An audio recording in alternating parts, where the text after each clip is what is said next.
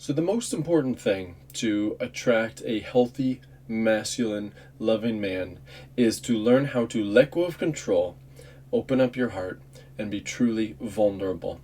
Expose yourself emotionally and share what is in your heart. Now, the idea of doing this for many women, maybe most women, maybe the vast majority of women, is scary, right? It can even be terrifying for many women, especially women who have had to really guard themselves, shut themselves down, protect themselves because their experience in life, especially in childhood, but also with men, has been if they open themselves up, they're going to get abused, they're going to be hurt, they're going to be taken advantage of, their needs aren't going to be met, right? This is why women become more masculine over time, right? You masculinize yourself to protect yourself because it's the only strategies you've learned to try to keep yourself safe. And so when I give the advice to women, hey, if you want to attract a healthy masculine man who's going to cherish you, take care of you, you need to learn how to be vulnerable, right? That's the advice. What many women will say as a response is, oh, like that's too risky, right? I'm going to end up getting hurt. Like that's how you attract abusive men, especially when they hear my advice. They're like, you need to be vulnerable right from the beginning. You need to be vulnerable right from date number one and open up your heart and share everything with a man. It's like, no, that's how you're going to end up getting abused. You're going to get used. You're going to attract terrible men that way. And there's a little bit of truth that women are speaking from, but it's based on a misunderstanding about what vulnerability really is and what it isn't, and what is attracting unhealthy men and keeping them in your life. So that's what we're going to talk about today. Hello, my name is Zach Brody. I am here to lead you into creating the relationship of your dreams by using your feminine energy and what I call feminine communication to inspire a man into stepping up and cherishing you. If you've not yet subscribed to my channel, make sure you do that below, hit the notification bell, and be sure to like this video because I'm going to make sure it is a good one for you today. And if you would like to learn how to inspire a man into cherishing you, then go below this video, open up the description, and you're going to see the links to all of my offers. A great place to start is my free webinar. It's an hour long, 100% free at zachrodycoaching.com, where I'm going to show you how to shift out of your unhealthy control patterns and inspire a man into treating you well, the way that you deserve. Okay, so vulnerability. We're going to review very quick. It's opening up your heart. It's exposing yourself. It's sharing the feelings that are inside your heart. When I use the term vulnerable and vulnerability, most women have an idea of what that means. And in my experience, almost 100% of the time, women actually have it wrong of what vulnerability really means.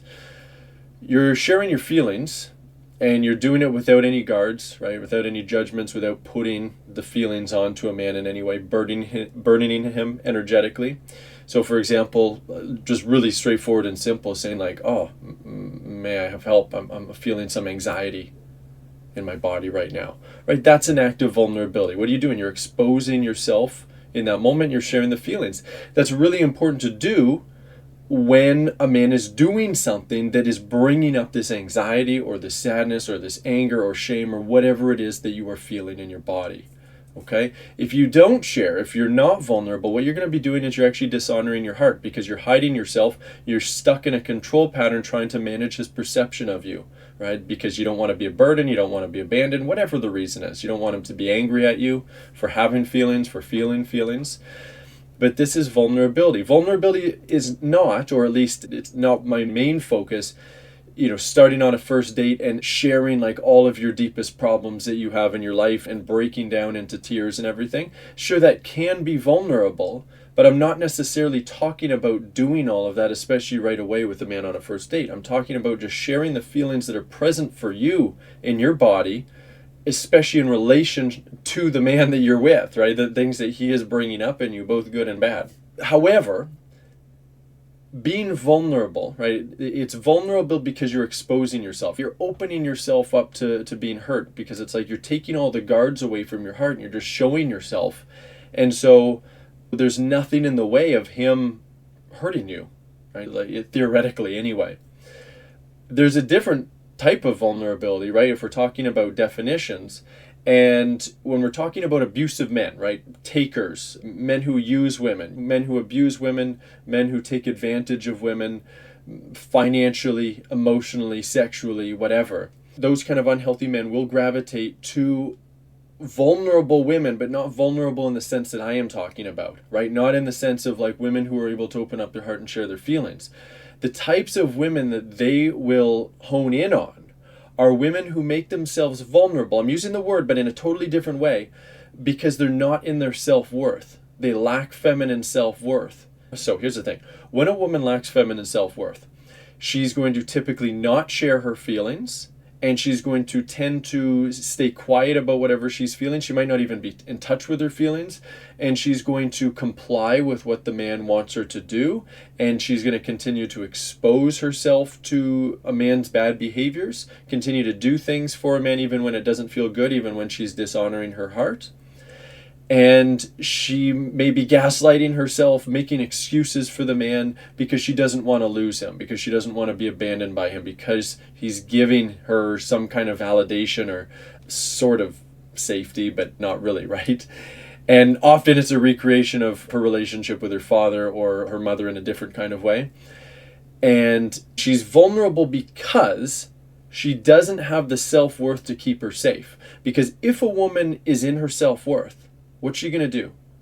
I mean, one of two things, right? She's either going to share her feelings, and if a man doesn't respond well, right, I'm talking really early on, if he's not able to take care of her feelings, she's going to be like, all right, see ya, I'm out of here, because I need a man who's actually going to take care of me and hold space for my feelings and love my feelings and cherish my feelings, right?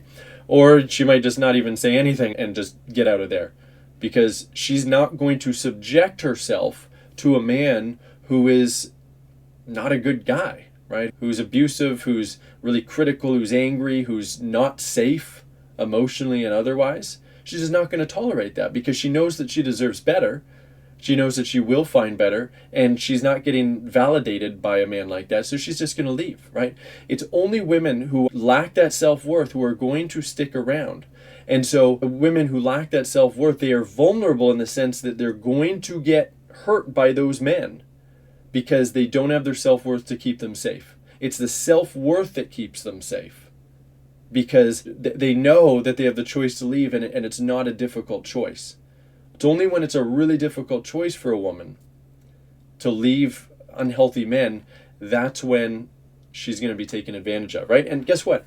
The universe has a tragically funny way of continuing to send those kind of men to you until you start learning how to shift the pattern.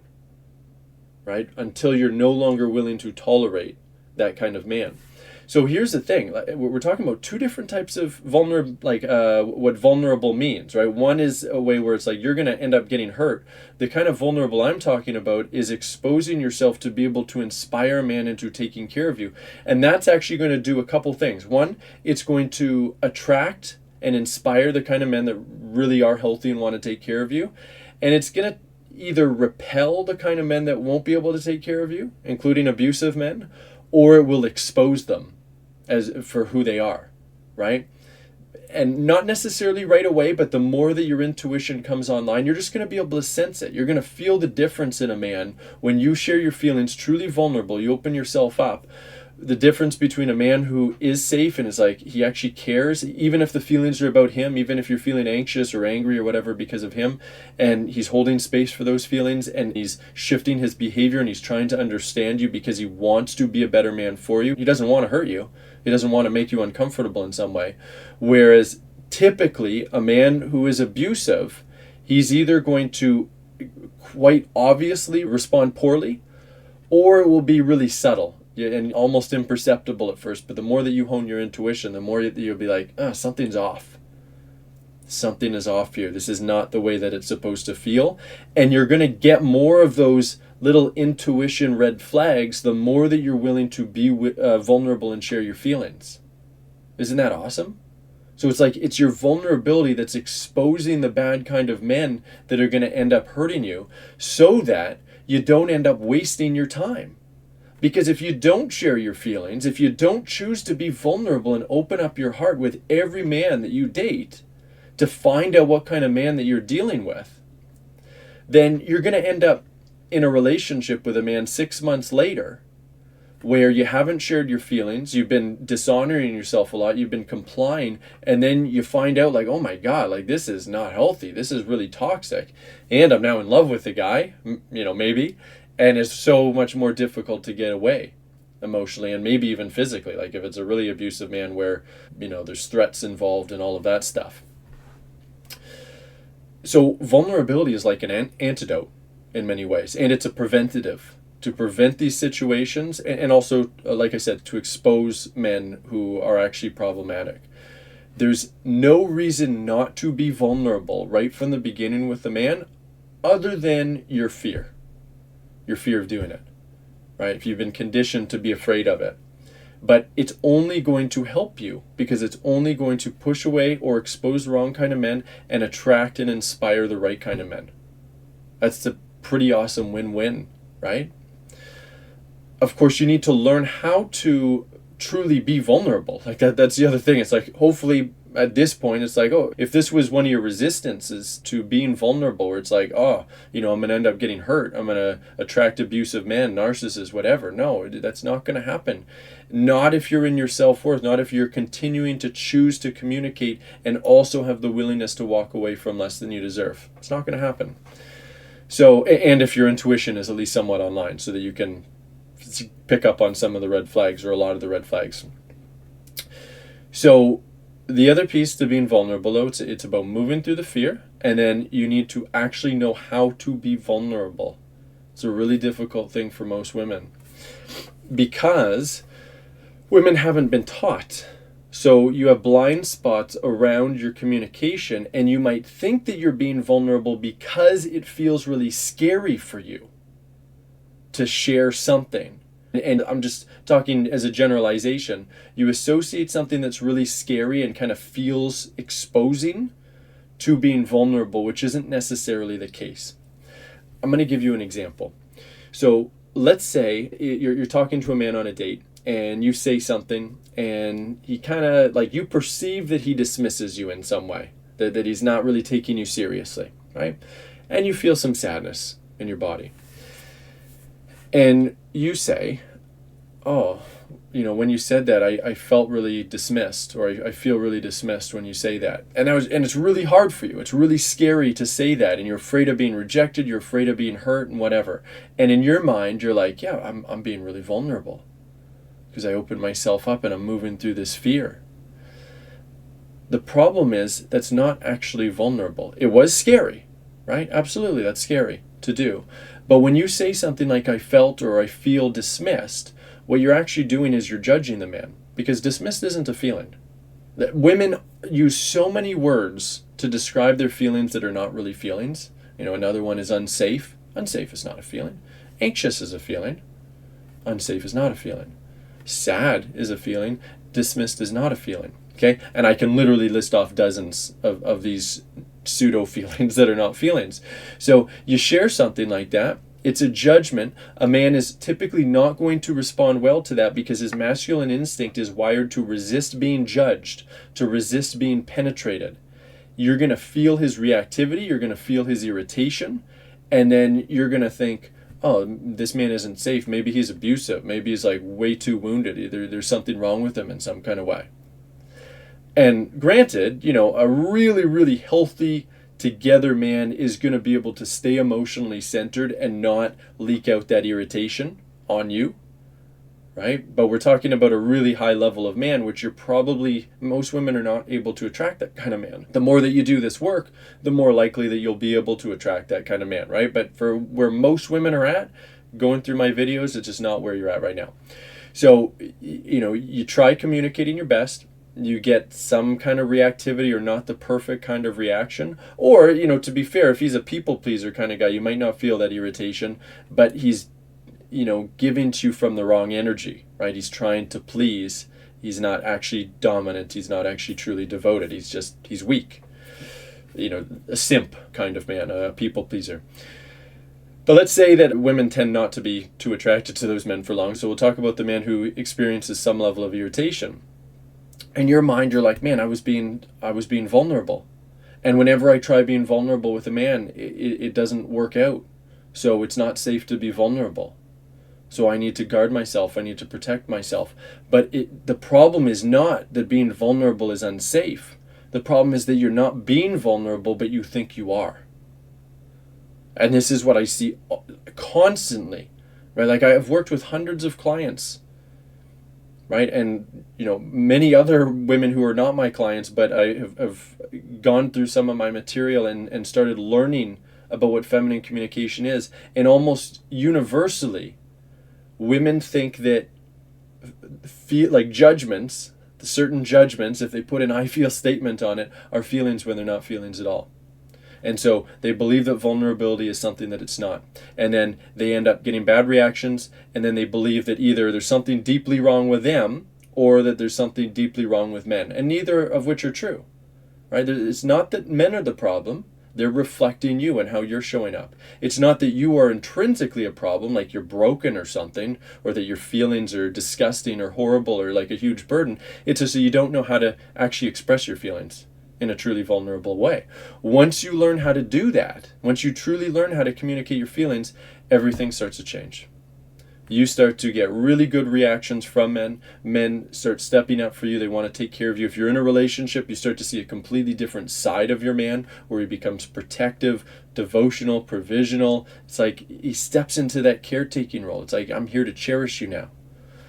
I'm here to treat you like a princess. Okay? This stuff is magic.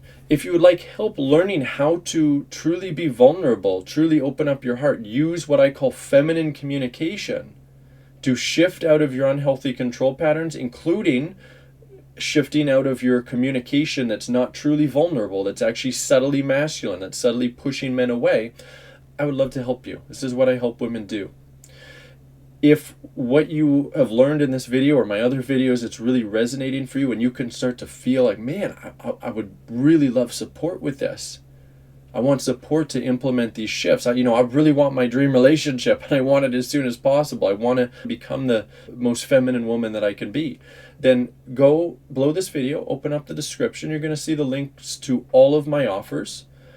But the one that is thedreamrelationship.com is to my video about my academy program, where you click on that and you will watch a video where you'll learn about what the Academy is all about and how it can help you and what our process is. And then below that video is a link to book a call with me, where we will talk about exactly what you're experiencing in your love life, where you're stuck, what your control patterns are, what you need to do to shift, give you some coaching.